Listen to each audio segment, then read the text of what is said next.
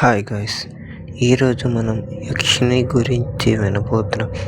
యక్షిని గురించి మీకు తెలిసే ఉంటుంది. తను రాత్రిపూట అబ్బాయిల్ని వశపరుచుకొని తర్వాత కోరిక తీరిన తర్వాత చంపేస్తుంది అని. ఈరోజు అదే యక్షిని బారిపడి తప్పించుకున్న ఒక అబ్బాయి కథ విందాం. హాయ్ గైస్, నా పేరు రాహుల్. నాకు చిన్నప్పటి నుంచి ఫోటోగ్రఫీ అంటే పిచ్చి. అదే ఫోటోగ్రఫీతో ఈసారి కొండల్ని ఫోటో తీద్దామని కొండలకి వెళ్ళాను.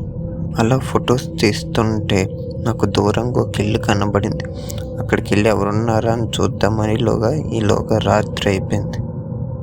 తలుపు కొట్టి ఇంట్లో ఎవరైనా ఉన్నారా అని పిలిచాను. ఇంతలోనూ ఒక అమ్మాయి నా ముందుకు వచ్చింది. తను నా కాసి చూస్తూ నా మీద అటాక్ చేయడానికి మీద వస్తుంది. ఇంతలోగా తెల్లారిపోతుంది. తనకు కోట దాటి బయటికి రావట్లేదు.